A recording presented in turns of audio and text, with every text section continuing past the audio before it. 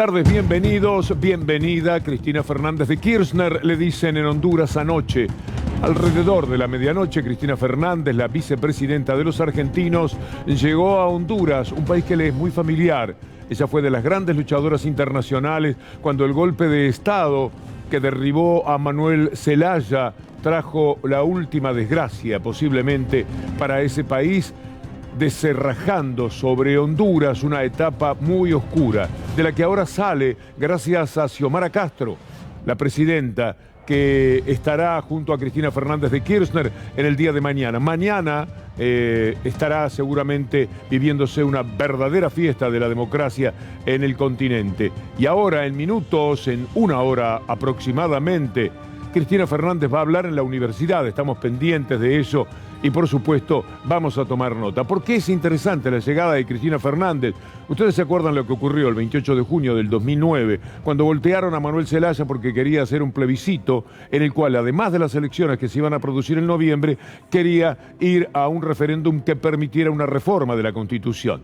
Se lo negaron y cuando le pidió al jefe del ejército que distribuyera las papeletas, el jefe del ejército, un tal Vázquez Fernández, dijo no, y entonces Zelaya le pidió la renuncia. Fueron varios los que renunciaron. El día que tenían que hacer las elecciones, el ejército derrumbó el gobierno de Zelaya en colaboración con la Corte Electoral y con la Corte de Justicia. Es decir, el primer caso de lawfare que se daba en nuestra América Latina, y caía Manuel Zelaya en medio de la indignación de muchísimos presidentes de nuestra América Latina. Hay que decir que hasta la OEA condenó el golpe de Estado. ¿De qué lo acusaban a Zelaya? Fundamentalmente de querer incorporarse al socialismo. Era muy seguidor de las ideas del presidente venezolano Chávez, y esto, por supuesto, le provocaba mucho escozor a la Embajada de los Estados Unidos. ¿Qué a la Embajada?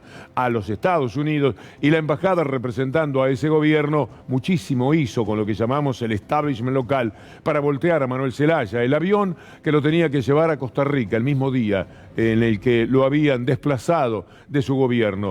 El comportamiento Kirchner en aquel momento, como el de Chávez, etcétera, fue el ejemplar que correspondía en términos democráticos, y eso Zelaya no lo olvidó nunca.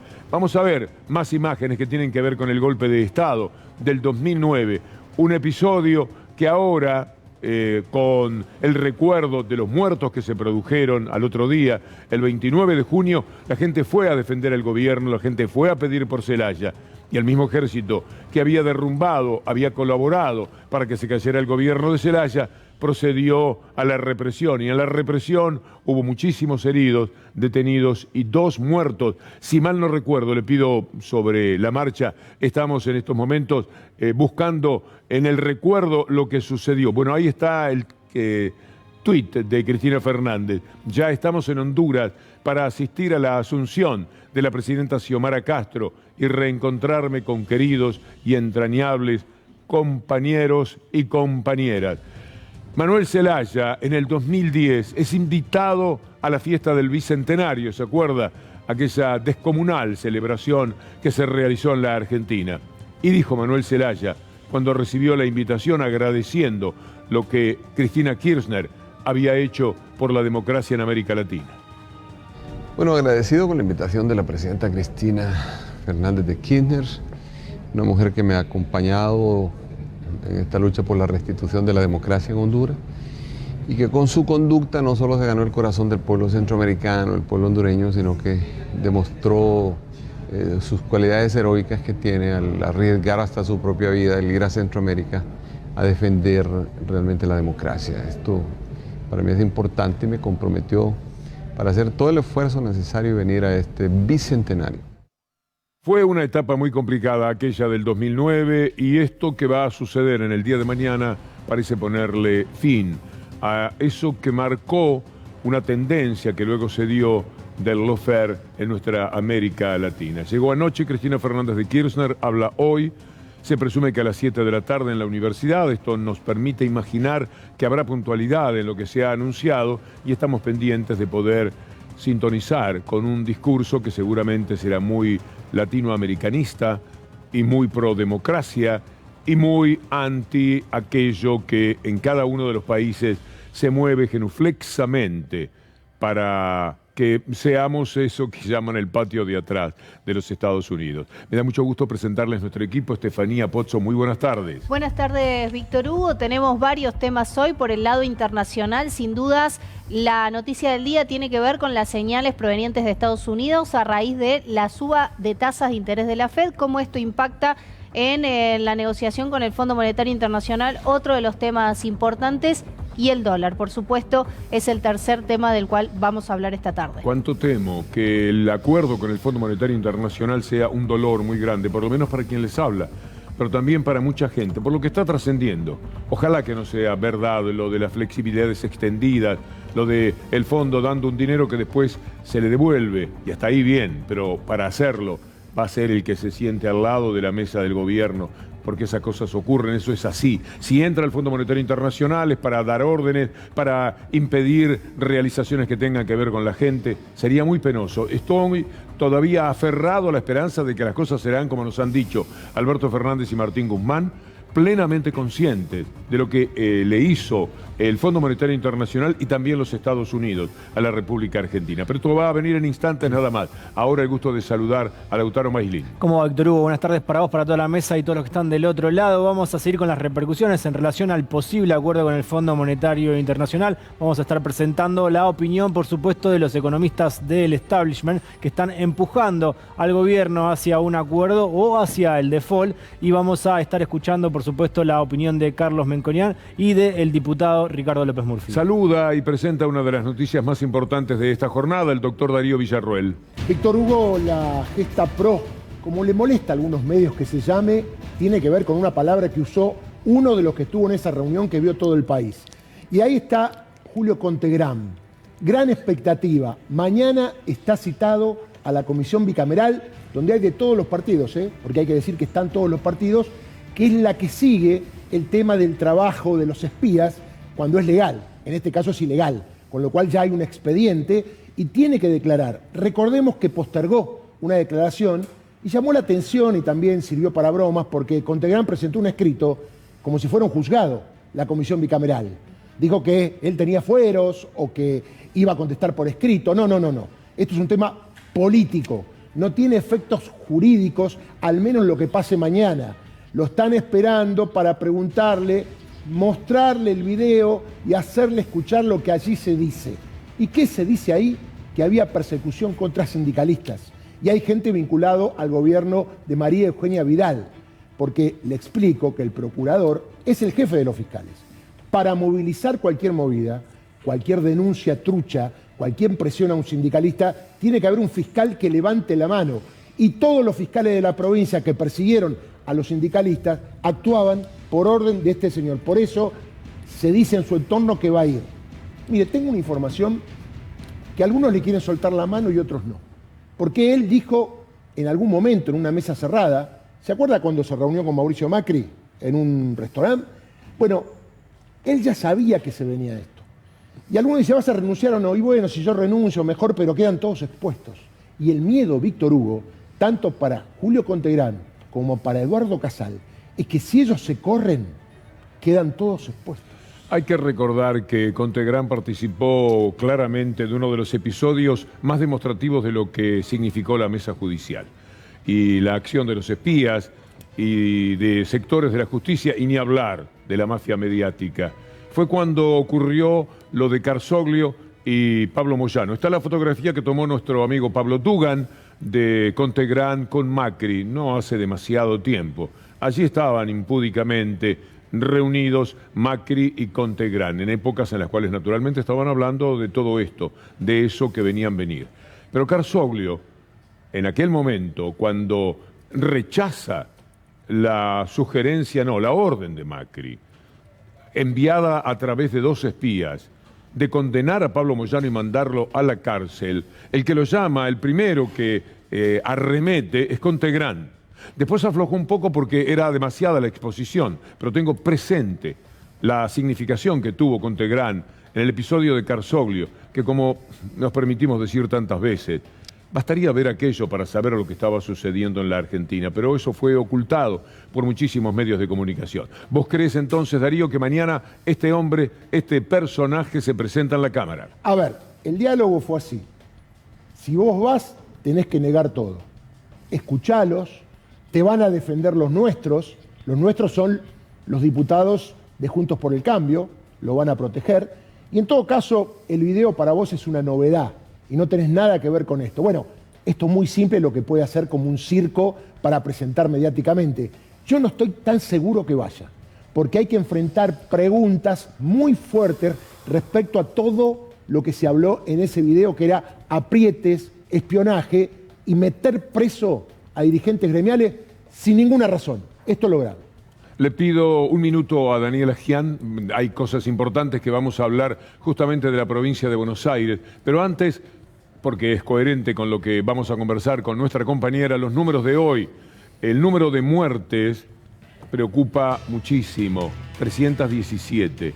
88.000 contagios. Como hicimos ayer, le pido al equipo de producción que comparemos con el miércoles pasado. El lunes hubo 24.000 casos menos, martes hubo 20.000 casos menos, y esto podría estar implicando una tendencia que ojalá se dé, porque permitiría que se haga realidad lo que avisora Carla Bisotti, que en el mes de marzo los contagios van a ser muchísimos menos, y avanzando en enero, ya acercándonos a febrero, tenemos un decaimiento día por día comparado con el mismo de la semana pasada, no estaríamos mal para el mes de marzo, Dios lo quiera. Hay que hablar de una mujer que parece mentira, viene del mundo científico y ha hecho otro papelón, otra vez el ridículo de Sandra Pita, Darío. Sí, tiene que ver con esto, el pase sanitario, porque la gente está de acuerdo en general, pero hay algunos que aparecen cuando hacen una presentación, un amparo, un habeas corpus, es tapa de los medios hegemónicos, Clarín, La Nación, etc. Y después cuando termina con un cachetazo, no lo comentan. Bueno, Sandra Pita anunció en las redes que iba a ir a la justicia, fue a la justicia, en primera instancia le dijo no al lugar, rechazamos in limine, apeló, fue a la sala B de la Cámara del Crimen, le dijeron, no señora, el pase sanitario es una medida sanitaria y corresponde al gobierno aplicarla de acuerdo a sus facultades, y no con eso fue a la Cámara de Casación Ordinaria, no es Comodoro Pi, es la Cámara que tiene que ver con la Justicia Nacional. Y la Cámara en feria, tuvieron que habilitar la feria, con los votos de los doctores Gustavo Brusone, que es un excelente juez, y Huarte Petit, le dijo, mire, para que algo sea inconstitucional, debe violar la Constitución. A ver, tal cual como se lo estoy diciendo. Y además, las medidas sanitarias que toma el gobierno tienen que ver con cuidar a la mayoría de la población. Y además, ¿usted a quién representa? Porque ella venía a representar un interés colectivo. Entonces dijeron, usted se representa a sí misma y en nombre de quién viene. Y además le agregaron, perdóneme, ¿en qué lugar usted no acepta utilizar el pase sanitario?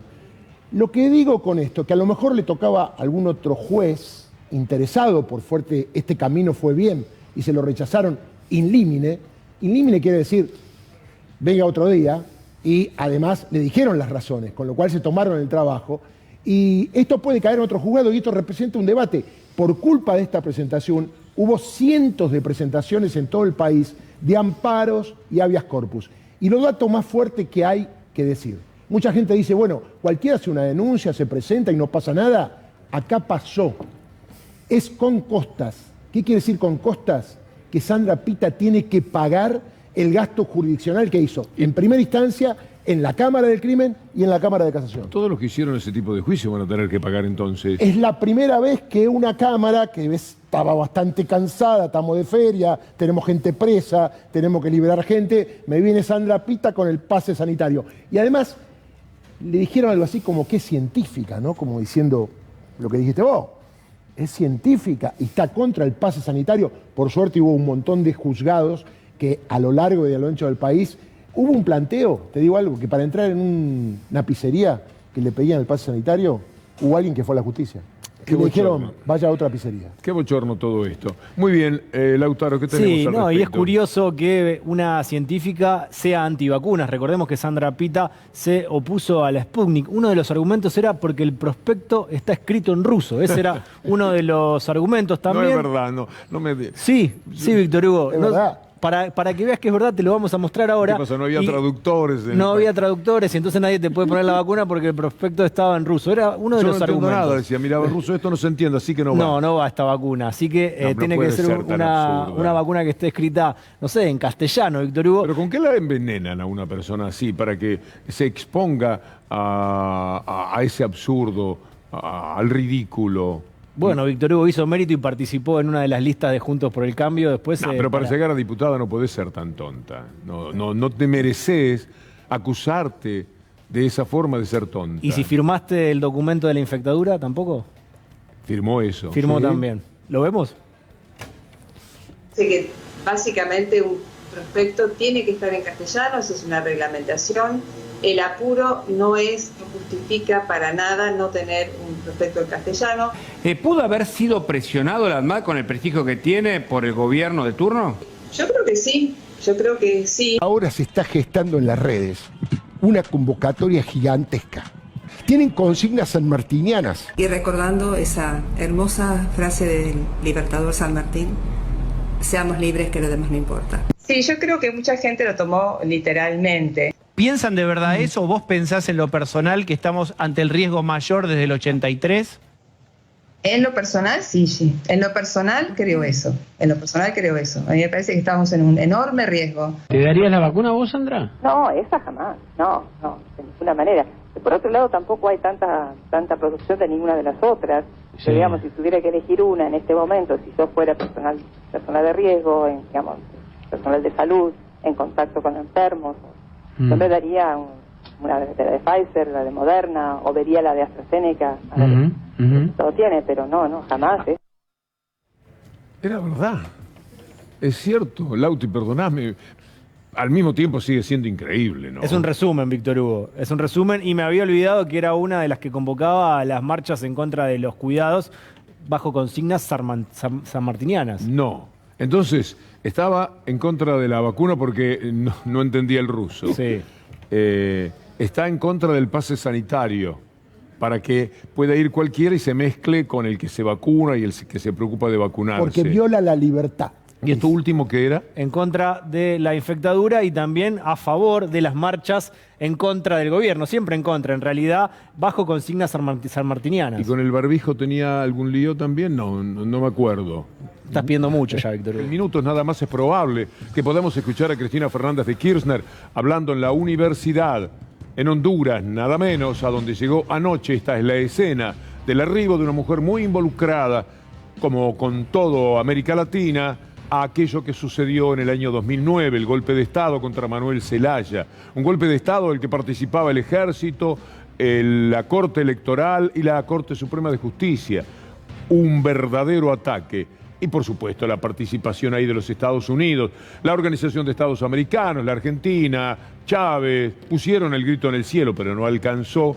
Y poco a poco el que entró se llamaba Roberto Micheletti, ¿no? Roberto Micheletti, que tenía para 6 meses para completar desde junio a noviembre hasta las elecciones, el gobierno fue siendo paulatinamente aceptado. En la presidencia después vino Porfirio Lobo, y ya entraron en la naturalidad absoluta de aquello que había sido un golpe que sacudió a América Latina y que tuvo mucha implicancia también para la Argentina. Vamos a hablar de una historia que puede dolernos muchísimo. Es cómo se va a acordar con el Fondo Monetario Internacional. Estefanía Pozzo. Víctor Hugo, hubo toda clase de rumores durante el día de hoy respecto de un eventual acuerdo que iba a ser anunciado entre hoy y mañana. Les cuento los rumores porque a partir de ahí surge el resto de los diálogos que, por lo menos en mi caso, tuve con distintos funcionarios de la Administración Nacional. Desde todos lados dicen que por ahora se sigue negociando, no hay acuerdo inminente a comunicar. Esto es lo que me comentan hoy, incluso desde Washington también mandan el mismo mensaje. Se sigue negociando, no hay ninguna novedad, además de la que ya ayer había expresado la economista, una de las economistas más importantes del Fondo Monetario, que es Gita Gopinath, que repasábamos, que era lo que había dicho sobre el acuerdo confiable y creíble y sólido que usted recogió mucho, en particular este término, respecto de lo que le piden el Fondo Monetario a la Argentina para cerrar este acuerdo. Por lo tanto, pasando en limpio, se sigue negociando y la gran pregunta es qué va a pasar con el vencimiento del viernes. ¿Se paga o no se paga? Hay algunos indicios que podemos tener en otra de las noticias que vamos a repasar en un rato nada más, que tiene que ver con el pedido de Argentina a China de ampliar el swap. ¿Tendrá que ver con que Argentina paga al Fondo Monetario y que por eso le está pidiendo a China la ampliación del swap para fortalecer las reservas? La verdad es que preguntemos a quien preguntemos hoy en el gobierno, hay mucho hermetismo respecto de qué es lo que el gobierno va a cerrar. No dicen, no dan pistas, sí circulan muchos rumores. Esto es lo que tenemos por el momento. Uno de esos rumores es que se van a aplicar las facilidades extendidas. No, eso está confirmado. Bueno, si está confirmado eso, el acuerdo pasa por ahí. Facilidades extendidas estaría significando, yo me bajo de la credibilidad que he dado desde mi lugar, que poco importa, pero es el lugar desde el que hablo. He pensado, creyendo en lo que habían dicho Alberto Fernández y Martín Guzmán, que la Argentina tiene toda la razón, que el Fondo Monetario Internacional tuvo un comportamiento completamente desdoroso, que gravitó los Estados Unidos para que las cosas fueran de esta manera. O sea, le quitaban toda la razón al fondo, toda la autoridad al Fondo Monetario Internacional. Basta revisar algunas de las declaraciones no muy lejanas en el tiempo de Alberto Fernández. Que ahora nos vengan con facilidades extendidas es una enorme pena, porque facilidades extendidas es con el Fondo Monetario Internacional adentro, ¿o no?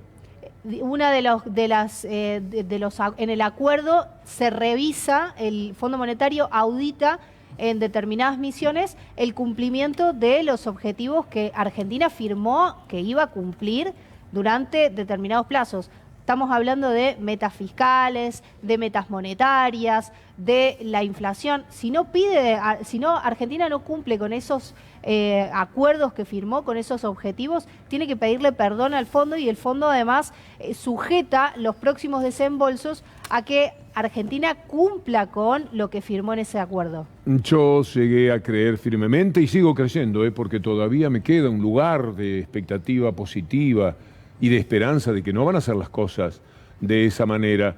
Si facilidades extendidas implica que el Fondo Monetario Internacional está al lado del gobierno, porque si va a gravitar en las decisiones económicas más importantes, porque nada podés hacer, dado que el fondo no te lo va a permitir, estamos en una situación en la cual la que terminan mandando son ellos. Y no es lo que votó la gente. Yo estoy seguro que si le preguntamos a la gente, ¿sí?, a la mayoría de los votantes de Alberto Fernández y Cristina Fernández de Kirchner, si están de acuerdo con que las cosas sean así, no, porque además, si hubiera sido desde el principio que nos poníamos de rodillas, bueno, uno podía entenderlo, pero desde el principio todos los discursos fueron en el sentido de señalar que el Fondo Monetario Internacional no tenía ningún derecho a llevarse por delante a la Argentina y a convertirse otra vez en poco menos que el dueño del país. Y lo entendimos, lo creímos, y lamentablemente las cosas no van a ser como pensábamos. Nos hemos equivocado muchísimo, casi que me dan ganas de pedir disculpas. Cualquier acuerdo con el Fondo Monetario Internacional, cualquier acuerdo contempla las condicionalidades más laxas o más firmes. Entonces no es un acuerdo, es una imposición. Claro. Por eso tomar deuda con el Fondo Monetario Internacional, y por eso fuimos tan críticos del gobierno de Macri, lleva a esto. Lleva a que condicionen, a que revisen las cuentas públicas. Siempre creí que lo que iba a suceder era que íbamos a tener 2 años de gracia sin nada que ver con la deuda. Que esto es lo que se esbozó siempre. Algunos hablaban de 10 años, ya parecía mucho para esta banda de delincuentes internacionales que están allí. Pero 2 años, hasta 2024, poder darle respiro al país, después del gobierno que ellos auparon con 50.000 millones de dólares, y después de la pandemia, parecía la cosa más lógica. Pedirles, mira, durante 2 años olvídense de nosotros.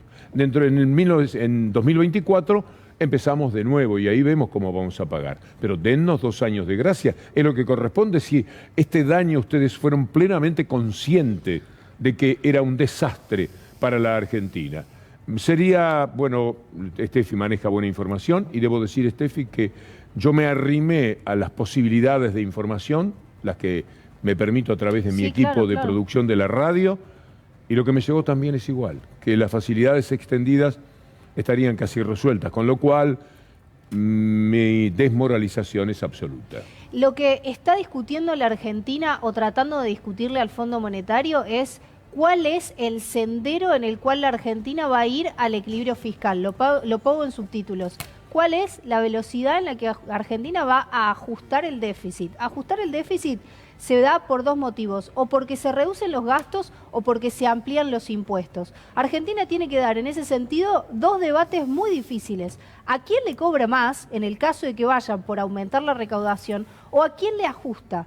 Cualquier negociación con el Fondo Monetario en estas condiciones trae condicionalidades y se pierde soberanía de la política económica. Yo me había hecho la ilusión de verlo a Alberto Fernández en la ONU, en un gran discurso señalando las responsabilidades que el mundo tiene por esto que le han hecho a la Argentina.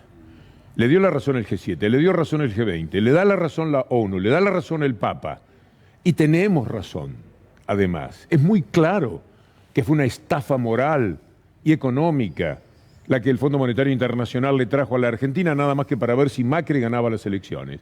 Como me permitía decir ayer, le prestaron la plata a Macri para que ganara las elecciones y ahora le cobran esa plata a Alberto Fernández para que las pierda, porque además lo que va a suceder en la Argentina es muy difícil. Estamos en un tiempo de recuperación económica muy interesante. Todos los números de la industria son estupendos. Hay números de la industria que son récord históricos, es decir, no hay en la historia algo mejor. Y hay otros números de la industria que hay que remitirse a 2008, a 2011 o a 2016 para encontrar crecimientos parecidos a los que la Argentina está teniendo en este momento.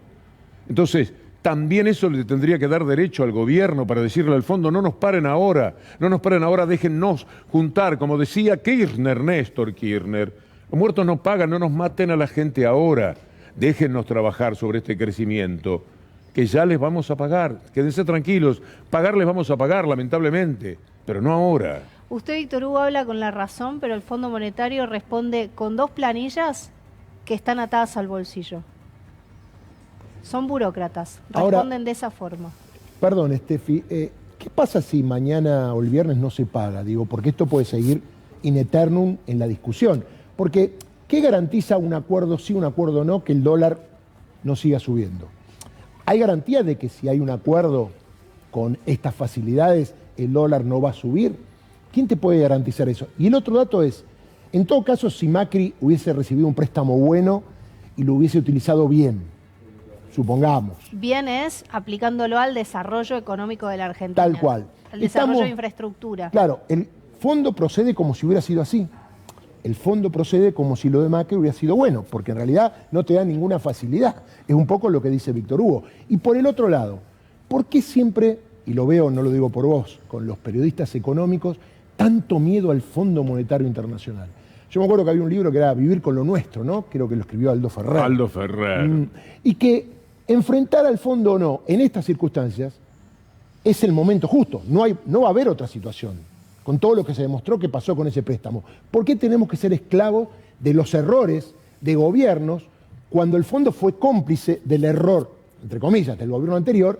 Y además, en estos 2 años, el gobierno va a hacer los deberes y cuando la cosa esté más o menos organizada, van a venir las elecciones y va a ser el peronismo el que va a limpiar el camino para que otra vez vuelva el neoliberalismo. Pasamos por otro lado en este tema, Lautaro, si fuera posible. Sí, Víctor Hugo, mientras siguen las negociaciones, también sigue la presión del establishment por presionar a la Argentina a que se haga un acuerdo bajo cualquier circunstancia, bajo cualquier condicionamiento, y sobre esto habló el diputado Leopoldo Moró. Así que el default sí es una palabra que aterroriza, pero tampoco tiene que aterrorizar tanto como para creer que es el peor de los remedios. Ojalá no ocurriera que uno tenga que incurrir en el default. Nosotros no proponemos el default, el problema es que nos empujan al default. Lo peor que podría ocurrir es que nos empujen al default. Nosotros no somos el partido del default. Ahora tampoco somos un sector político que va a entregar de pies y manos a la sociedad argentina al peor de los ajustes a más miseria de la que estamos atravesando y de que recién ahora estamos empezando a salir, porque no nos vamos a jugar en una timba la democracia. Eso me gusta, eso que dice Leopoldo Moró. No es la caída, la hecatombe que tratan de significar Clarín, Nación y sus voceros que vamos a escuchar ahora a continuación presentados por Lautaro Maislin.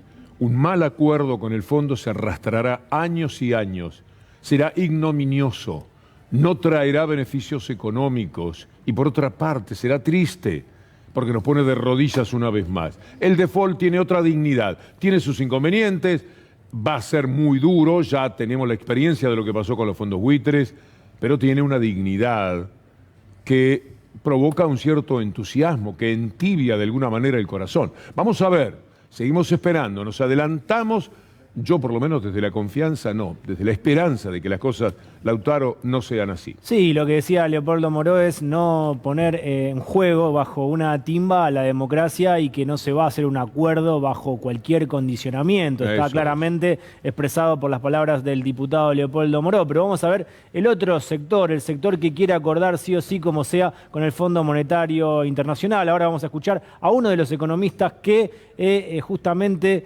le da información a Horacio Rodríguez Larreta y uno de los que Patricia Bullrich quisiera contar, con uno de los que quisiera Patricia Bullrich contar si llega a ser presidenta, es Carlos Melconian. Si Argentina está entrando en un camino de 2 años finales que son para durar y llegar. Eso se define en los próximos, yo diría, los próximos 90 días. Si bien uno puede hacer una diferencia tajante, muy relevante, con fondo o sin fondo, donde yo te diría desde ya sin fondo agarrate porque el avión se va a mover mucho, es que es muy temprano para dejarle una bomba al que viene.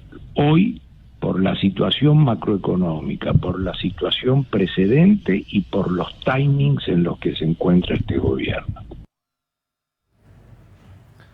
Básicamente pone a una posibilidad de no seguir con el Fondo Monetario Internacional como un peligro, como un avión en movimiento. Es uno de los que está presionando para que se haga un acuerdo a cualquier precio. Él es un jugador internacional, él ha litigado contra el país, él es un buitre en su momento. Es de ellos. Es de ellos, juega naturalmente para ellos. Es el mismo, y vos tenés esa grabación seguramente, que decía antes de la crisis del 2001, que fue en diciembre, él decía en octubre, lo de los bancos de la Argentina se va a exportar, decía. Como si tuviera así canchero. Un modelo de exportación. Es un modelo de exportación, decía. Esto va a ser fantástico y engolaba la voz para que pareciera todavía un poco más creíble. Esto va a ser una verdadera maravilla, decía. El mismo tipejo, en términos de analista económico, es el que ahora amenaza con que vamos a irnos a la ruina, exactamente al revés. Aquella era una situación mucho peor. En aquel momento no había producción, no había el superávit fiscal que tuvimos, 14.000 millones, si no me corrige Steffi, no había crecimiento de la industria en cada uno de los rubros de la industria, crecimientos que son récord, que son increíbles por otra parte, y que hablan de lo mejor que ha tenido este gobierno, que fue apoyar a la industria, mantenerse en la idea del trabajo, etcétera, etcétera. Y ahora te dice que nos hundimos, que nos vamos a morir poco menos. Y en aquel momento, el 2001, cuando sí nos estábamos hundiendo, y cuando él y sus amigos sacaban la plata porque Cavallo les avisaba que se venía el desastre, le decían al pueblo que estaba todo fantástico. Víctor Hugo, y también en el 2001, lo recordamos ayer, estuvo López Murphy como ministro de Economía. Menos de 2 semanas fue lo que duró en su cargo. Bueno, alguien que también habló en el 2001 habla ahora. Lo que yo hice fue hacer un llamado de atención sobre una situación muy delicada que se verifica en los próximos días. Tenemos un vencimiento el viernes y otro creo que el martes o el miércoles de la semana que viene, el miércoles de la semana que viene, y es importante que no cometamos un error de perder esos pagos, porque ya nuestra fragilidad es muy grande. Hago un llamado a que actuemos con responsabilidad. Hay pocos países que han hecho lo que nunca nosotros lo hicimos. Los pocos países que lo hicieron es un barrio al que usted no quisiera ir nunca. A ver, si pudieran le pasarían al próximo gobierno hasta la factura de la luz, pero eso no se puede hacer. O sea, no hay nadie que financie esa transición. Bueno, no dan los números, entonces no jorobemos. Por favor, no lo hagan. Le tomo la palabra, López Murphy. Paren un poco la mano. Me dicen, y ya Steffi también está tratando de tomar todos los contactos necesarios, que podría haber un anuncio importante y que se podría lograr un acuerdo. Y me dicen, no sé si para entusiasmarme, para darme un golpazo de ilusión, que por 2 años las cosas no serían como pretenderían aquellos que quieren que el gobierno se condene a sí mismo y regale las elecciones del 2023. Vamos a ver, esperemos un poquitito. Bueno, la verdad es que cuando uno repasa 2022, ya estamos en 2022, pero que nos quedó muy cerquita los 20 años de 2001, volver a escuchar este menú de declaraciones, como si nada hubiese pasado, como si en la Argentina no hubiese habido 40 muertos producto de la revuelta popular por el ajuste, por lo que le costó a las vidas humanas. La verdad es que da bronca en términos personales, pero también llama la atención porque son 20 años, ¿no?, a donde el sistema económico, donde la política respondió durante un determinado tiempo a las necesidades del pueblo, a las necesidades populares, y donde, bueno, hay veces que eso no se puede institucionalizar de una manera más a largo plazo.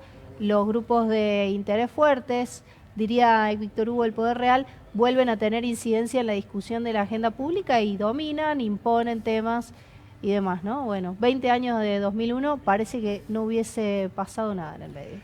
Muy bien, cambiamos de tema y hablamos otra vez de Marcelo D'Alessio. No. Le cuento a Víctor Hugo, porque él estaba de vacaciones, que la causa de Dolores, de Marcelo D'Alessio, está en Comodoro Pi.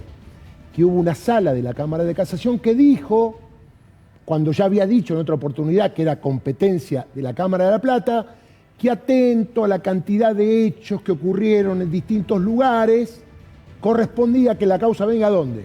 A Comodoro Pi. Y la causa vino a Comodoro Pi.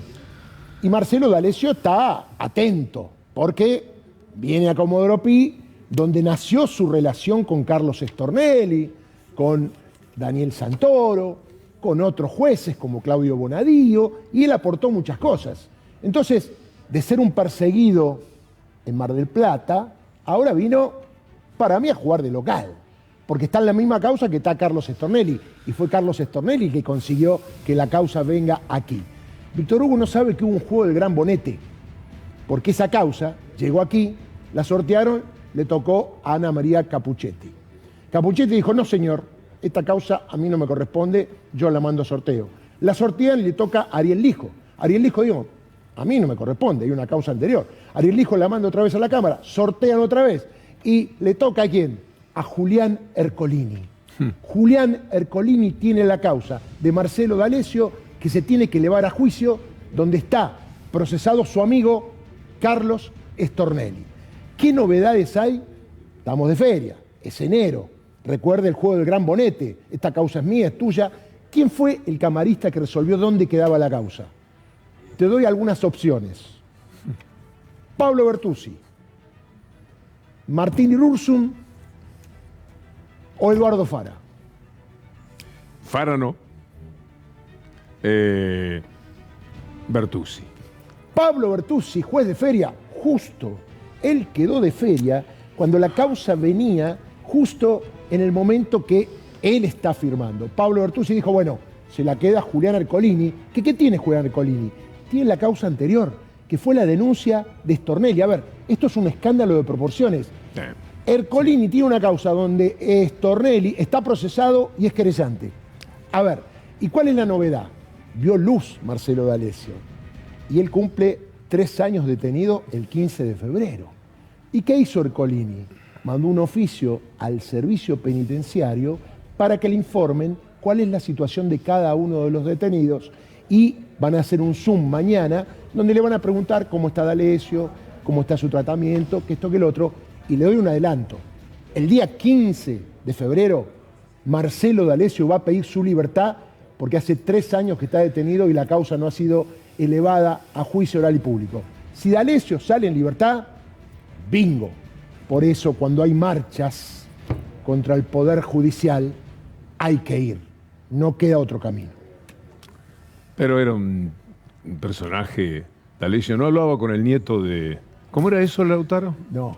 Hablaba con el nieto, en realidad D'Alessio hablaba con Patricia Bullrich y desde el equipo de Patricia Bullrich salieron a decir que ese celular en el que aparecían mensajes entre D'Alessio y Bullrich no era Bullrich sino su nieto.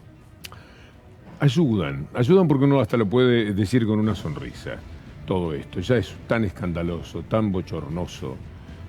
Pero fue mucha gente presa. Han matado de tal forma lo que llamamos el Estado de Derecho. Totalmente. Que terminás sonriéndote porque vos tenés la sensación de que todo el mundo se da cuenta. No se da cuenta el que no quiere. Tal cual. Tan solo. Víctor Hugo, Patricia Bullrich tenía en su equipo en su momento a D'Alessio. La tiene también en su equipo. D'Alessio estaba esperando a Corradi. Pérez Corradi era, sí. La fotografía, decís vos. La fotografía con Patricia Bullrich. Con Patricia Bullrich. Sí. Pero ¿qué estaba haciendo ahí? Estaba participando de aquel simulacro que hicieron. No era un simulacro, era la verdad, el escándalo en el que nos hemos desenvuelto. Patricia Bullrich esperando a Pérez Corradi para que hablara contra Aníbal Fernández. Absolutamente. Llegó Pérez Corradi y no habló contra Aníbal Fernández, sino contra Sáenz, que es del palo, aunque parece poco ahora. Tal cual. Dijo que había $200.000 de Fagionato Márquez, etcétera, de los tiempos del Consejo de la Magistratura de Sáenz. Se terminó Pérez Corradi. Qué memoria. Y eso no salió publicado casi en ningún lado. No, estas cosas hay que... Pero pasaron. Qué bárbaro. Bullrich tuvo en su equipo a D'Alessio, sumó a Sabrina Akhmechet. El otro día vimos a Eduardo Amadeo yéndola a buscar a Punta del Este. Está Fernando Iglesias en su equipo. ¿Querés ver la nueva incorporación, Víctor Hugo? A ver. Te vamos a mostrar la nueva incorporación del equipo de Patricia Bullrich, lo dice La Política Online. Patricia suma a Iguacel y analiza llevarlo como candidato en la provincia. El intendente de Capitán Sarmiento es uno de los referentes del ala dura del PRO en el territorio bonaerense y podría enfrentar a Santilli en Las PASO. Bueno, esta también es una declaración de guerra hacia Horacio Rodríguez Larreta. Víctor Hugo, vos seguramente te vas a acordar un momento... cumbre de Iguacel en la mesa de Mirta Legrand cuando trató de explicar el contexto económico del gobierno de Mauricio Macri a través del cuento de los tres chanchitos. Tiene un récord más interesante. Lo tenemos, Víctor Hugo. ¿El del puente? Algo que intentó hacer con concreto, no con palitos, y no le salió muy bien. Lo vamos a ver a través del siguiente destacado para recordar quién es esta nueva incorporación que está sumando Patricia Bullrich a su equipo. Esto es lo que vos decías, Víctor Hugo, cuando era ministro. Iguacel gastó 1.200 millones en una autopista y un puente, pero quedó muy angosto y los trenes no pasan. El titular de Vialidad se jactaba de la velocidad de la obra, críticas a la solución de cortar los bordes del puente.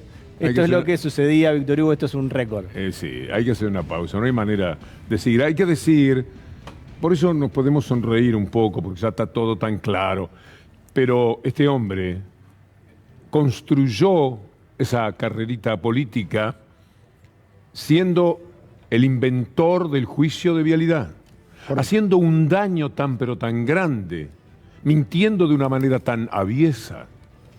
Es una vergüenza, porque ya no es una cuestión política. En lo humano, rebajan la condición humana personajes como Iguacel. Pero volvamos otra vez a lo del cuento de los tres chanchitos. Que al final no era así el cuento de los tres chanchitos, ¿eh? No lo dijo bien. Cualquier cosa, no lo dijo. No me acordaba, no tuve esa infancia no me tocó el cuento de los tres chanchitos. Ah, no era así todavía. No era así. Son capaces de mentirte el cuento de los tres chanchitos. Bueno, Javier Iguacel, como decís vos, hizo el informe de vialidad que implicó que hoy hay un juicio que lleva más de 2 años, que ya le hemos contado que todos los testigos se cayeron, que las obras están todas bien presentadas, que los reajustes están pagados como corresponde. No sé cómo van a ser los jueces, a los cuales se acuerda que Cristina le dijo... ¿Preguntas? Ustedes, señores jueces, van a tener que contestar preguntas cuando lleguen al veredicto final. ¿Por qué no se habrá quedado siendo una pila nada más Iguacel? ¿O no se llamaba así? Ya venimos. Momentos de gran expectativa, lo que se están viviendo en Honduras y nosotros aquí en C5N, donde vamos a compartir con ustedes el discurso en la Universidad de Cristina Fernández de Kirchner. Están continuando con las presentaciones, la primera de las cuales fue para Dilma Rousseff, que también fue víctima de un golpe, el llamado golpe blando. Unos años antes, Manuel Zelaya, el 28 de noviembre del 2009, fue despojado del gobierno porque quería sumar a la elección que se iba a hacer ese día, un referéndum, en realidad sumar a la elección que iba a hacer en noviembre, una urna en la cual la gente iba a decir si quería la reforma constitucional. Entre el ejército, Vázquez Fernández, la Corte Suprema y la Corte Electoral, hicieron el primer caso de lofer, Darío, en esta historia reciente de nuestra América Latina. Se puede decir todo el establishment, porque para un golpe se necesita el acompañamiento del Poder Judicial y, como el caso de Dilma, el Poder Legislativo. Y estaba viendo que todas las que está presentando, sobre todo mayoría obviamente mujeres, tienen que ver con una concepción de la política que tiene que ver con el otro, tiene que ver con una visión distinta que hoy quieren bajar de arriba para abajo desde el neoliberalismo, ¿no? Está sentada en un lugar donde es amada, profundamente amada y respetada, Cristina Fernández de Kirchner. El gesto que desde la Argentina hubo con respecto a Zelaya, al partido que él representa y naturalmente a Xiomara Castro, que va a asumir en el día de mañana, fue democráticamente ejemplar. Se la jugaron cuando se sabe perfectamente que detrás de todas estas situaciones siempre están los Estados Unidos y la Argentina y el gobierno venezolano a cargo de Chávez en aquel momento, acompañaron, y otros gobiernos. Yo creo que reconocieron inmediatamente a Micheletti, que estuvo 6 meses, Roberto Micheletti, que era un oscuro diputado que había sacado de ese lugar tan pobre Zelaya y que después se le había convertido en contra. A ver si este es el anuncio, no me quiero perder nada del momento en que estén ya presentando a Cristina Fernández de Kirchner, porque será lindo escuchar qué es lo que dicen de ella. Un instante, no, siguen con las presentaciones. ¿Lautaro? Sí, Víctor Hugo, y el encuentro se da bajo el nombre Los Pueblos Siempre Vuelven. Esto lo puso ayer Cristina Fernández de Kirchner desde su cuenta de Twitter. Es inminente la participación de la vicepresidenta. Y esto es en la Universidad Nacional Autónoma de Honduras. Víctor Hugo, el nombre tiene mucha conexión con lo que vos estabas diciendo. Es oportuno decirlo así, además porque Chile es un ejemplo de que los pueblos siempre vuelven. Por lo menos es una frase bellísima, portadora de esperanza, que vale la pena repetir y que está entendida y justificada por esto tan reciente de Chile y por esto que estamos viviendo hoy. Siguen las presentaciones que se están realizando en la universidad, le están dando un marco impresionante a lo que será la palabra de Cristina Fernández de Kirchner, que mañana va a participar. No bien confirmó que iba a estar allí, acompañando a Xiomara Castro, surgió la invitación para que dijera su discurso en la universidad. Naturalmente estamos pendientes de esto. Empezar con otros temas ahora, para dejar los truncos, no sería bueno, ni siquiera la columna, que ya la tenemos a Anabela Sánchez, que está preparando todo, ya lo tiene todo muy claro. Tenemos una columna como de 40 minutos con todos los temas, pero no hay nada más importante. Es decir, aquí me da la sensación que ustedes van a estar muy de acuerdo en que escuchemos a Cristina Fernández de Kirchner. Es un acontecimiento este que se vive. Basta recordar lo que fue el golpe de Estado del 2009, las circunstancias que se vivieron para entender el hondo dramatismo que tiene también este retorno. Ustedes se acuerdan seguramente de un avión, el que lo llevaría a Costa Rica, a esa nación, fue desplazado, Zelaya. Vale la pena, entonces, como preámbulo, escuchar este informe. El domingo 28 de junio de 2009, un grupo de militares irrumpe en la residencia presidencial en Tegucigalpa y expulsa del país a Manuel Zelaya. Antes de salir, sus captores hicieron una parada en la base militar estadounidense de Sotocano. En pijama, lo dejaron en Costa Rica. He sido víctima de una extorsión, de un chantaje, de un secuestro a mano armada, a la fuerza, con violencia brutal. Y sacado de mi casa, apuntado con armas de grueso calibre, con gente encapuchada, subido en un avión a la fuerza y conducido a San José sin ni siquiera saber para dónde llegamos.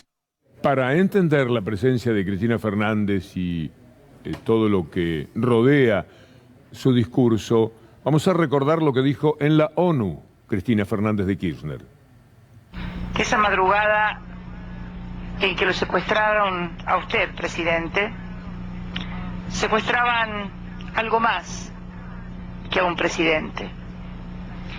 Estaban secuestrando la restauración democrática en América Latina, reafirmar la necesidad imperiosa de que este ámbito, que es el que agrupa a todos los estados americanos, realice todas las acciones diplomáticas tendientes a restituir al gobierno ilegítimamente depuesto.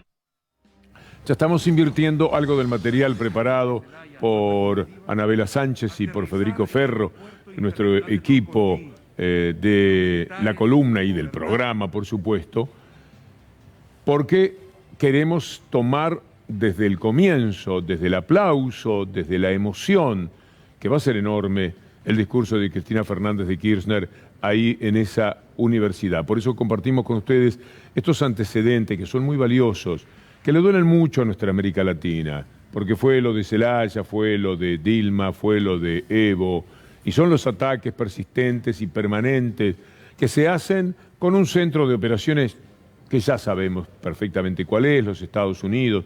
Sin esa participación no habría tantos golpes de Estado. Alguien ha tenido la humorada, pero también la certeza al decir que en Estados Unidos no hay golpe de Estado porque no hay embajada. Es que Trump intentó un golpe de Estado y que no había embajada posiblemente, y eso fue lo que le faltó. Lo que hizo Trump claramente fue el intento de llevarse por delante el juego democrático. Cuando uno no respeta la democracia está dando un golpe, después llaman blando, más o menos blando, o golpe militar, o golpe cívico-militar. Los nombres son muy pero muy variados. Lo que sucedió el 28 de noviembre del 2009 en Honduras, sigue ofendiendo a nuestra América Latina. ¿Tenemos lo de Trump? Veámoslo. Considering for Venezuela, what options are on the table right now to deal with this mess? We have many options for Venezuela, including a possible military option if necessary. That would be a U.S.-led military operation? We don't talk about it, but a military operation and military option is certainly... Quiero que entiendan el valor periodístico que le asigno a esto que han escuchado de Trump. La columna iba a tomar lo que podría ser una guerra, que ojalá no se desate y me parece que no se va a desatar, de Rusia contra Ucrania y de Europa y Estados Unidos contra Rusia. Porque dice Rusia, dice Putin, esta es nuestra área, esto es donde nosotros mandamos, no se metan. Invasión a Ucrania, criticada por todo Occidente. Usted mira nuestros diarios, que son una vergüenza, porque la verdad está hecha de esto también. Miren cómo amenazaba, quiere verlo de nuevo, a Trump, diciendo que si es necesario van a invadir Venezuela, para que usted sepa que es exactamente lo mismo. Son los grandes poderosos del mundo y no se diferencian en nada, ni en lo moral, ni en lo político, ni en lo guerrero, en nada. Véalo otra vez a Trump. ¿Me adelanté? A lo mejor me apuré en pedirlo, me fui por mi cuenta. Ahí está Trump.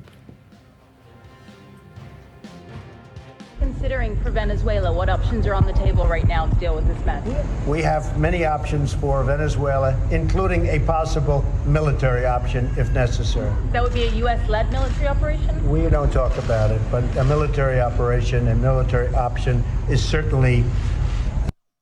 Más claro es imposible, porque en estos momentos estamos sacudidos por las informaciones referidas a que el ogro soviético, para decirlo más ampliamente, aunque ya no existe ese término ruso, bueno, comete cualquier desliz político en su área, porque se sienten los amos, son dictatoriales, se llevan todo por delante. Bueno, aquí tiene usted la amenaza de invasión a un país, a uno de nuestros países. Y lo triste, como debe suceder también con los ucranianos, con el aplauso de todos los que están a favor de Rusia, acá con el aplauso de todos los que están a favor de Estados Unidos. Es igual, no lo perdamos de vista. Nosotros vivimos el horror del ataque a las Torres Gemelas. ¿Está? ¿Ya, Cristina? Sí. Entonces, ya está de pie. Y entonces nos vamos a Cristina, es más importante.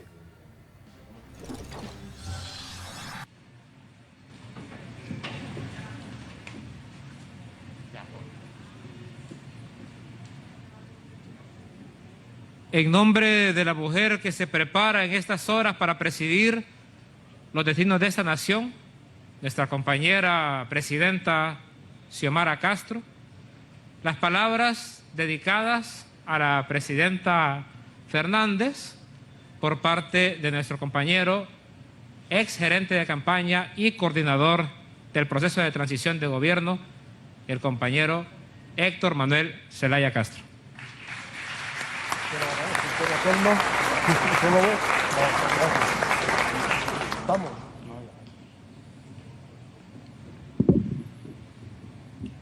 Muy buenas tardes.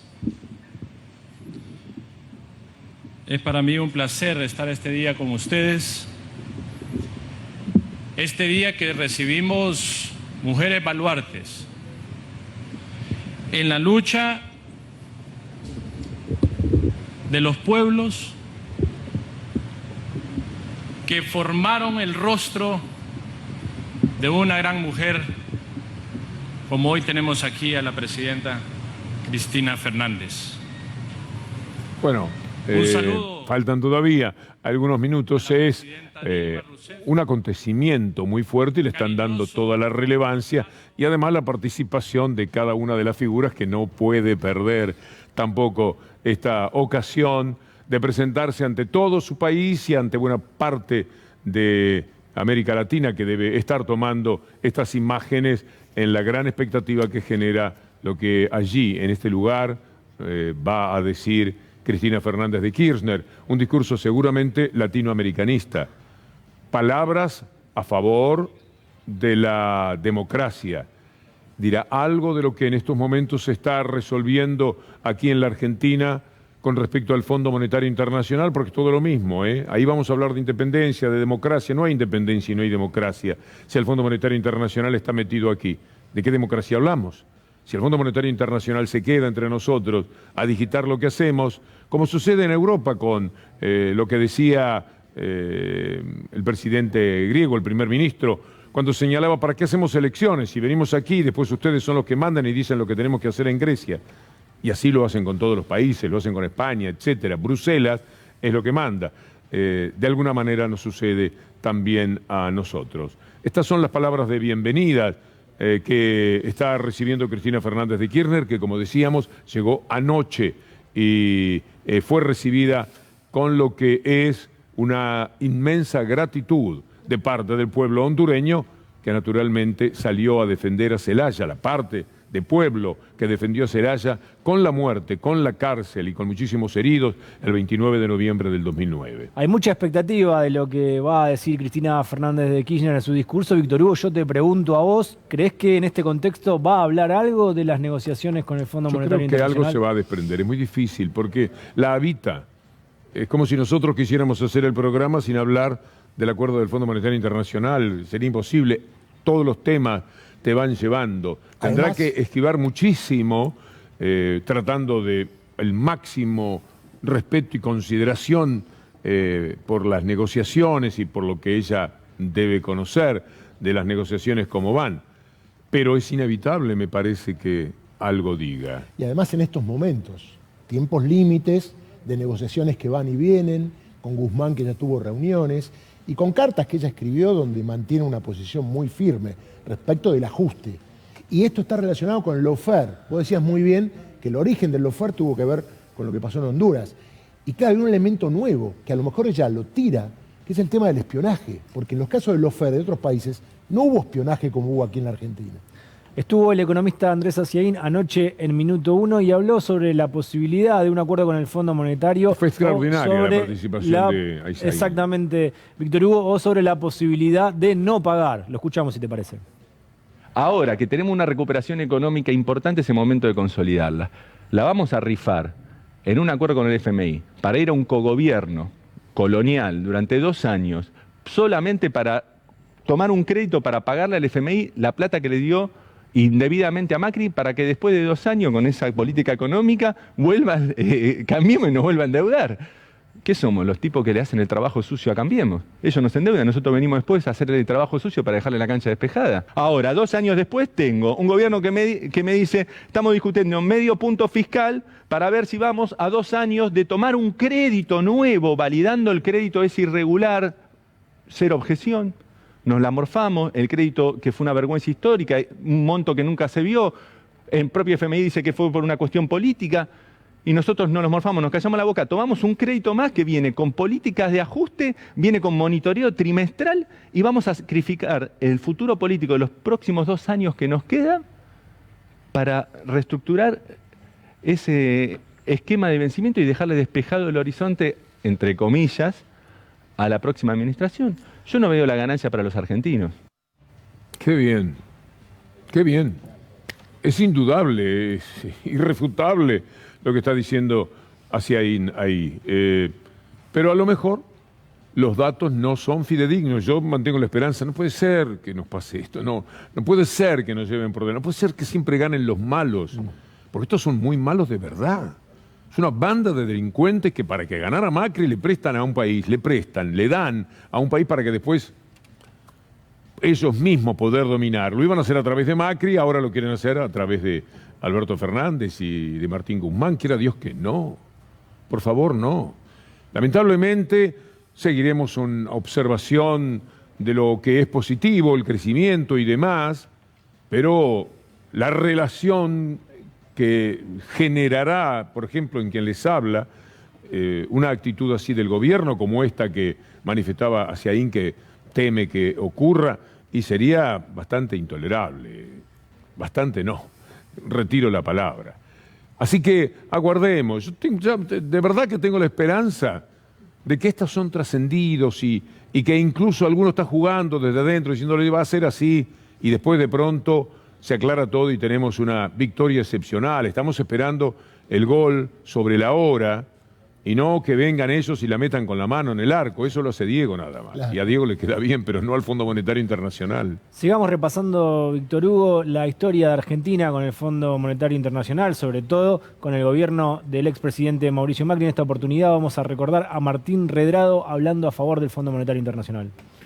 En principio, el acuerdo con el fondo cumple con una cuestión de manual que se hace cuando uno tiene una crisis como la que ha tenido la Argentina cambiaria. Es tratar de pasar por encima de lo que esperábamos todos, es decir, sorprender y sorprender para bien. Lo que hace es darnos un horizonte en términos de financiamiento, da tranquilidad en ese aspecto. Yo espero que se pueda complementar con un programa que ponga en marcha la producción. Qué tránsfugas, y caminan toda la vida, ¿eh? Y siguen. Andan entre nosotros, dicen, habla como con autoridad. ¿Y el programa que puso en marcha la producción? No está. No estuvo. No estuvo. Además, 2018 era. La presión de los medios ahora de que hay que arreglar o no arreglar. No, lo sientan ahí para eso, te sientan al Redrado, López Murphy, Melconian, te hacen una banda. Y, de tipos que a cada rato te están diciendo lo mismo. Hay estudios serios, muy serios, que marcan que el 95% de lo que usted ve en todos los canales, usted va haciendo zapping y hay alguien que está hablando de economía, porque además, con el perdón de los economistas, es un sector que se impuso en determinado momento, nos volvimos al economicismo. Sí. Y están todos, a cada momento. Y si no llaman y dicen, yo también tengo algo para decir. Y ahí están todos, el 95% están hablando a favor de las ideas neoliberales, claro. Están hablando contra lo inclusivo, están hablando contra el Estado, todo el tiempo le hacen la cabeza. Tenemos lo que decían los medios en el 2018, ¿quiere verlo? Y la tasa de interés igualmente, que en algún momento preocupó, no es tan alta. ¿A cuánto se le había pedido a Venezuela? ¿A qué tasa? No recuerdo.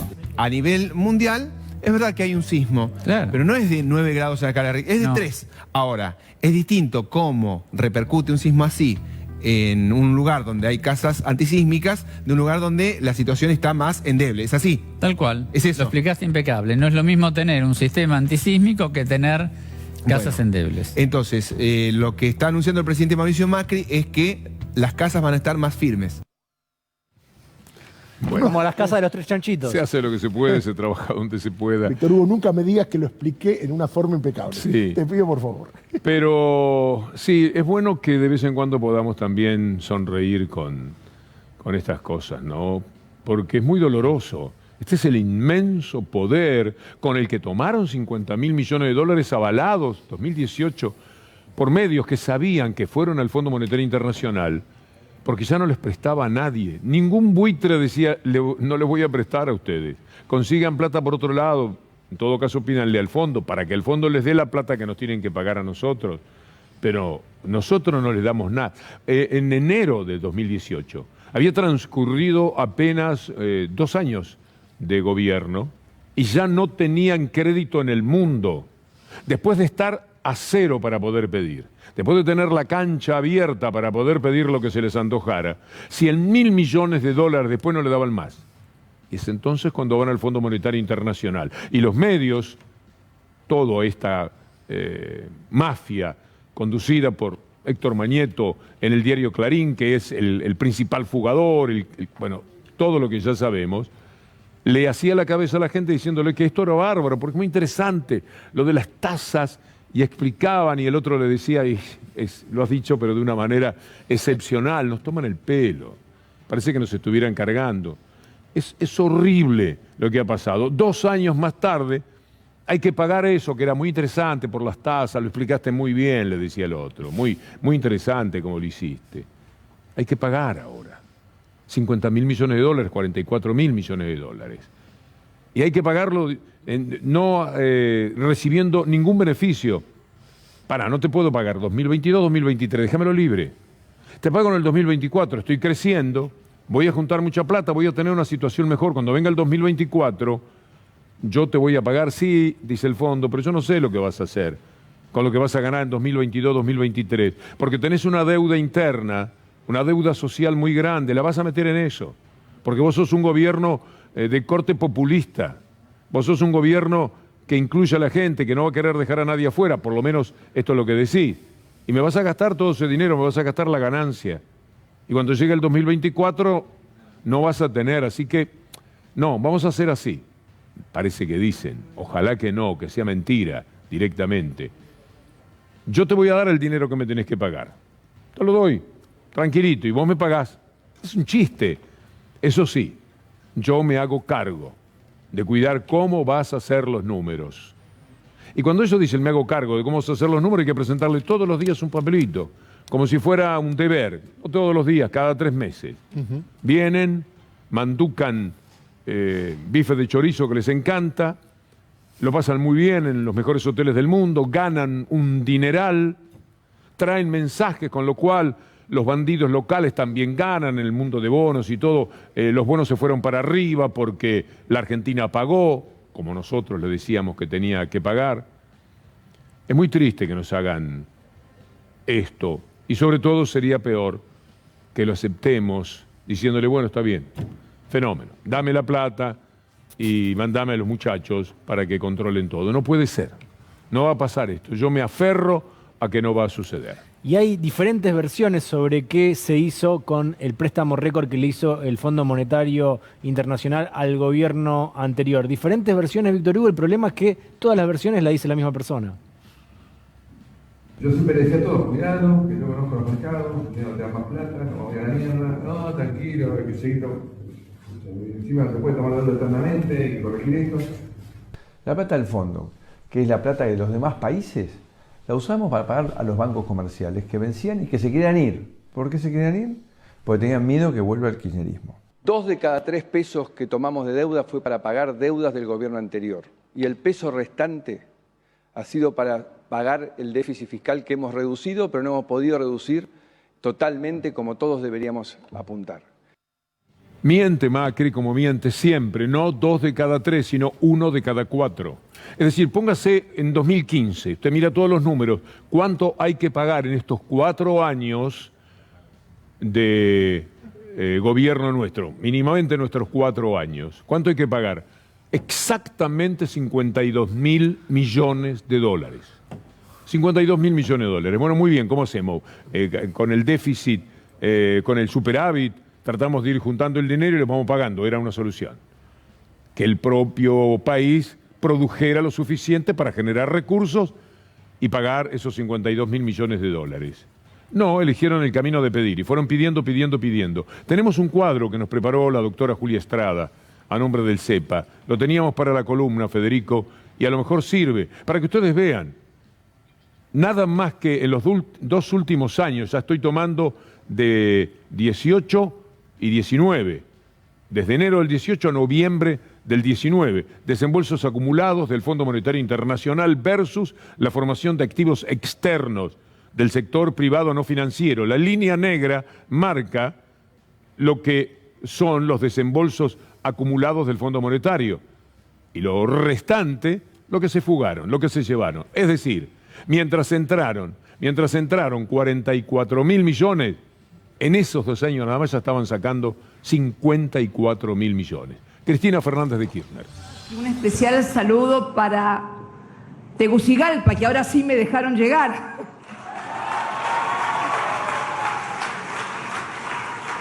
La verdad que todavía recuerdo aquellos días allá por el año 2009 en Washington, en la sesión de la OEA, cuando eran otros tiempos, claro, la OEA se ponía al frente para defender las democracias en América Latina y no para voltearlas. Y recuerdo al compañero Miguel Ángel Insulza, chileno, votado 2 veces secretario general de la Organización de Estados Americanos. Fernando Lugo, ¿qué tal? ¿Cómo estás? Estábamos también con Fernando, los dos, expresidente del Paraguay, que está presente junto a Dilma.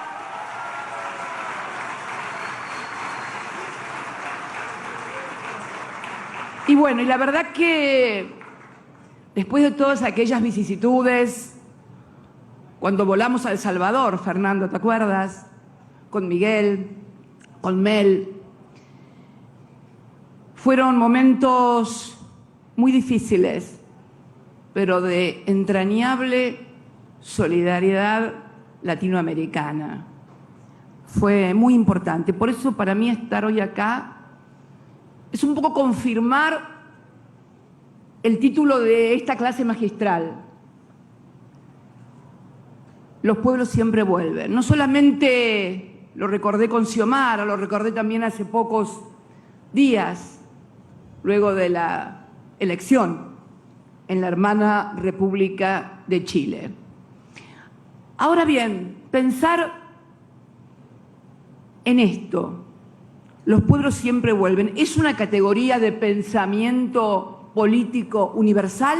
No. Es una categoría de pensamiento político latinoamericano. ¿Y por qué? Porque es muy difícil por allí, en otras latitudes, imaginar estos avances y retrocesos, Héctor, también, porque es cierto que el pueblo siempre está, pero cuando hablamos de los pueblos siempre regresan, lo hacemos desde esta perspectiva, desde que hoy Xiomara Castro de Zelaya sea presidenta de la República Argentina. Lo hacemos desde la perspectiva que luego del golpe militar contra Evo Morales, el MAS, a través de Lucho Arce, su presidente, haya vuelto a la presidencia. Porque la historia de nuestro continente es una historia de avances y retrocesos. Desde el fondo de la historia, de cuando fuimos colonizados por las potencias europeas y se alzaron contra esos procesos de colonización, primero los pueblos originarios, Lempica, Tupac Amaru y tantas otras rebeliones y revoluciones indígenas, que sin embargo fueron aplastadas. Y más tarde esa lucha contra el colonialismo directo de las potencias europeas en el continente americano, finalmente eclosión en el siglo XIX con las gestas emancipatorias del general San Martín, del general Bolívar, del general Morazán. Verdaderos libertadores. Es una liberación política, pero hecha con armas. Porque primero habían sido derrotados políticamente, la gente no quería vivir más en la colonia, y finalmente estos grandes hombres, estos grandes libertadores, liberan a sus pueblos de ese colonialismo directo, donde éramos colonia y dependíamos de lo que decía la metrópoli a miles de kilómetros de distancia, atravesando los mares. Fíjate, Héctor, y todos los que hoy estamos acá, desde aquellos pueblos originarios que habían sido aplastados, a estos hombres que muchas veces tenían un origen europeo y habían sido formados en academias militares, en universidades europeas, pero que se hacen cargo de su patria, de su pueblo, y cumplen el mandato histórico: liberar a los pueblos. Y esto sucede acá, sucede en toda Latinoamérica, en Centroamérica, en la América del Sur, y se termina en el siglo XIX ese colonialismo directo, voraz, sanguinario, que se había impuesto en estas tierras. Y alumbra el nuevo siglo, el siglo XX, y también surgen distintas formas de dominación, no ya tan directas, no ya tan evidentes, sino fundamentalmente vinculadas al sojuzgamiento económico de los pueblos. Y también vuelven a surgir lo que yo llamo la oleada de los movimientos nacionales y populares que caracterizan a todo el siglo XX en toda la región. Sandino, en Nicaragua, Jacobo Arbenz, allá en el sur, el peronismo. Esta es la primera mitad del siglo XX, donde se conforma un perfil que muchas veces no es entendido, porque claro, se pretende analizar lo que pasa en un continente como Latinoamérica, como Centroamérica, como la Suramérica, se pretende analizar estos fenómenos sociales, políticos y económicos con las categorías de pensamiento europeo. Y claro, es como que yo intentara de repente analizar lo que pasa muy lejos de acá, con las categorías de pensamiento que tenemos nosotros, en el Medio Oriente o en el Asia, etc. Y esto es lo que yo denomino una categoría de pensamiento político latinoamericano. Los pueblos siempre vuelven. Y no lo hacen nunca de la misma forma, ni con los mismos dirigentes, porque comienza una etapa también en el marco de lo que fue la contradicción este-oeste, lo que se aplicó la doctrina de seguridad nacional en toda nuestra región, y entonces las Fuerzas Armadas en la mayoría de los países, adoctrinadas y educadas en la Escuela de Panamá, golpes de Estado contra los gobiernos populares, obviamente orientados, dirigidos, financiados también en esta contradicción entre el peligro del oso comunista y la democracia occidental. Esto llevó gran parte del siglo XX. Gran parte del siglo XX. Y luego, por esto de los pueblos siempre regresan, comienza el surgimiento a fines del siglo XX, luego de haberse impuesto el neoliberalismo en toda la región, con el desastre y la tragedia social, económica, de disgregación nacional que esto implicó, comienzan a surgir nuevos movimientos populares y nacionales, con otros nombres inclusive y con otros protagonistas, pero con el mismo objetivo de siempre: la autodeterminación de los pueblos. La autodeterminación de los pueblos.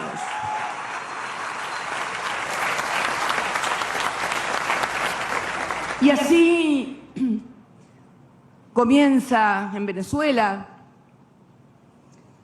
cuando luego de ganar unas elecciones por amplia mayoría, Carlos Andrés Pérez impone un modelo económico dictado por los organismos multilaterales de crédito internacionales y finalmente se produce el Caracazo y todo el proceso que allí se dispara. En mi país, en la República Argentina, también se había impuesto el neoliberalismo porque la caída del muro de Berlín hace creer a algunos que la historia se había terminado y que entonces no había ninguna otra opción ni modelo a llevar adelante que no fuera el neoliberalismo. Sin embargo, comienzan a surgir, lo que hablabas vos, Héctor, recién, la resistencia de los pueblos, y comienzan a surgir nuevos liderazgos, nuevos movimientos, nuevos espacios políticos, porque la característica de esto de que el pueblo siempre regresa en la América Latina no siempre tiene la misma forma en todas las décadas y en todas las etapas, sí siempre tiene los mismos objetivos. Y entonces comienza un proceso virtuoso, y un proceso virtuoso que puede ser medido en lo que se debe medir la virtud en la gestión de gobierno, que es mejorar la calidad de vida de los pueblos, que la gente pueda tener salud, educación, estudios. Y esta década y media que comienza a fines del siglo XX, principios del XXI, también surgen retrocesos en los pueblos, no ya bajo la forma de lo que habían sido los golpes militares, ya no es necesario. Ahora ya no es necesario llevar militares a educarlos en Panamá, en la Escuela de las Américas. Ahora hay que conseguir jueces que, educados en comisiones, en foros, que siempre financian, de la misma manera que se financiaban los golpes militares, se comienzan a financiar los golpes judiciales también en la América Latina. De la misma manera y con los mismos financiadores, además. Miren, mirando un poco la historia de aquí, de Honduras, lo van a entender muy bien. Cuando le dan el golpe militar a tu padre, Amel, Héctor, el argumento era que había violado el artículo 234, creo, de la Constitución, ese que dice que no hay reelección y que todo aquel que intente una reelección es pasible de estar inhabilitado por 10 años para ejercer los cargos. Fíjense qué curioso. Y entonces, cuando Mel convoca a una consulta popular no vinculante, le dan el golpe de Estado porque dicen que había violado la Constitución. Sin embargo, el Poder Judicial de Honduras le reconoció a Hernández la posibilidad de ser reelecto y estuvo 8 años en el poder. Díganme entonces, los amantes del derecho y las doctrinas judiciales, a ver, de alguna embajada, de algún lado, ¿por qué no me explican el fenómeno? ¿Por qué no me explican el fenómeno de que la Constitución se aplica y las leyes se aplican y los jueces juzgan no de acuerdo a la Constitución, al derecho y a los códigos, sino a la ideología y a los intereses que, como siempre, están en contra de los grandes intereses de las grandes mayorías nacionales y populares? Esto... Y uno se pregunta entonces, ¿por qué este retorno permanente, esta ir, corsi, ricorsi de la historia, el ir y venir. ¿Y qué es lo que está pasando? Porque vuelven a querer instalar al neoliberalismo en la región. Es curiosa la contradicción y es curiosa la paradoja. ¿Por qué digo que es curiosa? Porque, como ustedes saben, el neoliberalismo propugna el achicamiento del Estado. El Estado no sirve, hay que reducirlo a una mínima expresión. El Estado no. El neoliberalismo es más. Han surgido algunas corrientes en algunos países que se denominan los libertarios y que quieren suprimir el Estado directamente. Mira vos, quieren suprimir el Estado. Bien, ¿y qué pasa? ¿Y qué pasó? ¿Y qué está pasando en la región desde el río Bravo hasta Ushuaia? Cuando se instalan estas doctrinas neoliberales de supresión del Estado. ¿Qué está pasando cuando el Estado reduce mínimamente su presencia en educación, en salud, en regulación para evitar la explotación irracional que impacta en el cambio climático y agrava toda la cuestión climática en todas partes? ¿Qué pasa? ¿Hay un vacío que nadie ocupa? No. La política tiene las mismas reglas que la física, por lo menos en algunas cosas. Todo vacío es ocupado. ¿Y por quién? ¿Por quién se ocupa cuando el Estado no puede generar a través de políticas públicas activas trabajo bien remunerado que permita a la gente acceder a una vivienda, darle educación y salud a sus hijos? ¿Quién aparece? El narco. Porque el narco aparece. Esto, mira, yo me acuerdo, Dilma, no me acuerdo de una reunión que tuvimos, Fernando, hace muchos años. Néstor todavía estaba, y charlando con otro presidente de la región, con Álvaro Colón, me acuerdo que contaba cómo el narco le iba ocupando la región porque era el que construía escuelas que él desde el Estado no podía construir porque no tenía recursos, porque tenía que aplicar las políticas de ajuste que dictan los fondos, bueno, que dictan, digamos, para evitar los organismos multilaterales de crédito. Así nadie se siente... Si no, después empieza, ya empezó otra vez con la cantinela. Pero es así. Es curioso que después los que impulsaron en toda la región y el achique del Estado, los programas de ajuste, después vienen a decir que hay que combatir al narco, como si el narco se pudiera combatir únicamente del Ministerio de Seguridad y no desde donde hay que combatirlo, que la gente pueda acceder al trabajo, a la salud, a la educación, a la escuela, al progreso.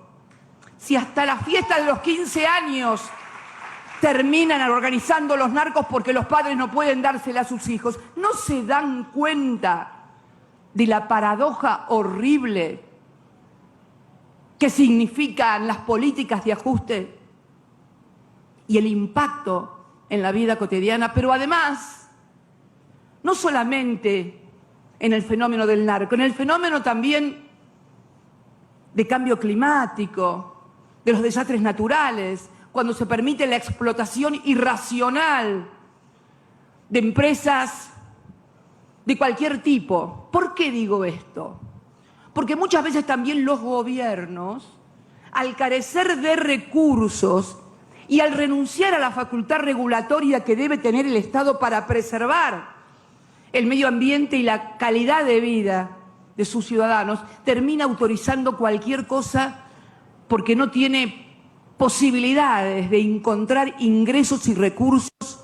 Y ya se sabe, cuando alguien viene a invertir exige determinadas condiciones, y también se sabe que cuanto menos se invierte en seguridad ambiental, más rentabilidad tiene cualquier emprendimiento. O sea, si un empresario va a ganar plata, porque también tiene que ganar plata, por supuesto, cuanto menos inversión tecnológica haga para preservar la calidad de vida, el medio ambiente, etcétera, más rentabilidad va a tener. O sea, O sea, que la desaparición o la disminución o la reducción a una mínima expresión del Estado, lejos de traer seguridad y bienestar, trae otras cosas.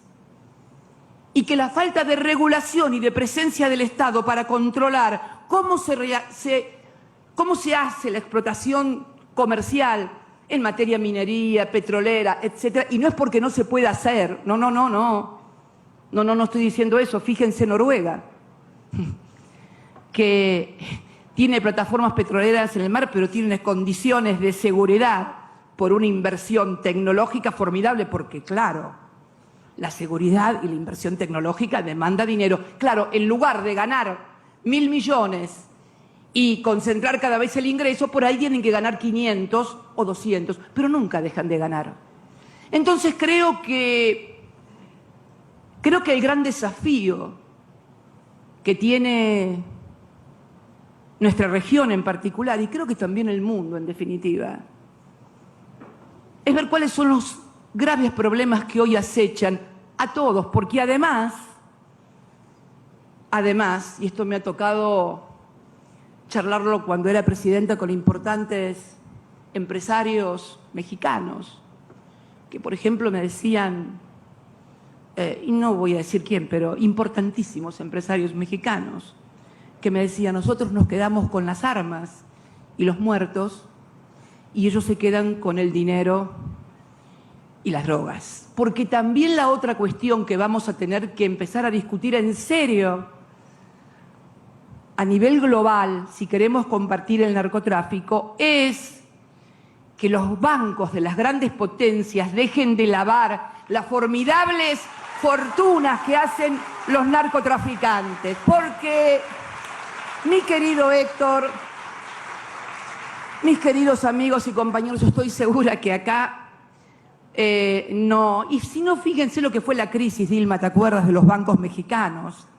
¿Cuál fue la crisis? Bueno, que los bancos de un poquito más arriba que México eran los que querían lavar el dinero del negocio del narcotráfico. Esta es tenemos una expresión en la República Argentina que a mí me gusta mucho utilizarla, y que es la verdad de la milanesa. Cuando decimos, bueno, mirá, ¿cómo es esto? Es la verdad de la milanesa. Esta es la verdad de la milanesa, de lo que pasa hoy en la lucha con el narcotráfico, hoy en la lucha ambiental, la desaparición y la renuncia del Estado a intervenir para preservar. Yo te diría, a esta altura, el planeta y el que todos podamos salir a la calle sin tener que refugiarnos en barrios cerrados, en lugares donde cada vez se achican más y donde cada vez además también se tornan inseguros, porque obviamente es tanta la miseria que hay afuera que finalmente terminan yendo a buscar donde está la riqueza. Creo que estos temas, que son duros, porque cuando uno llama las cosas por su nombre, no es gratis. Es un mundo que cobra muy caro a todos aquellos y a todas aquellas que mencionamos a las cosas por su nombre y no recurrimos a eufemismos cuando se abordan los problemas y cuando se deben abordar en serio. Por eso, la verdad que me sentí muy honrada de venir a compartir con ustedes, hondureños y hondureñas, un momento de felicidad tan grande como el que mañana van a vivir. No solamente una mujer, por primera vez, es difícil decirle, ahora voy a hablar con Xiomara, creo que dentro de un rato, y le voy a contar que no es fácil ser presidenta mujer, porque todavía hay en nuestras sociedades y en nuestros propios, muchas veces, compañeros, o compañeras, aunque parezca mentira, cierto resabio de la sociedad patriarcal que nosotros le llamamos también, en algún modo en la Argentina, machismo. Y es muy difícil porque cuando una mujer, además de pintarse, peinarse o ponerse un atuendo para venir aquí, además piensa y sobre todo se atreve a decirlo en voz alta lo que piensa y tomar decisiones, bueno, se lo perdonan bastante menos que a los hombres. Miren, quiero contarles algo. Al principio, en el año 2007, cuando me toca asumir como presidenta, 2007, 2008, yo le decía a Néstor, a mi compañero, estas cosas, que además era un tema de machismo, de por qué era mujer. Él me decía, no, no, no. Poco tiempo antes de partir, me reconoció que tenía razón. Esto también, además de por las ideas, por los intereses que se afectan, etcétera, etcétera, fundamentalmente también es por tu condición de mujer, no lo duden. Por eso va a ser muy difícil y yo espero que todos ustedes y todas ustedes ayuden mucho a la compañera Xiomara, porque le espera una tarea difícil, doblemente difícil por ser mujer, pero estoy absolutamente convencida de que la va a poder llevar adelante porque la vi salir a pelear por quien era su compañero, a pelear por la democracia aquí en las calles, y la vi ir una y otra vez y venir, y finalmente mañana la vamos a ver jurar como presidenta. Muchas gracias a todos y a todas, los quiero mucho.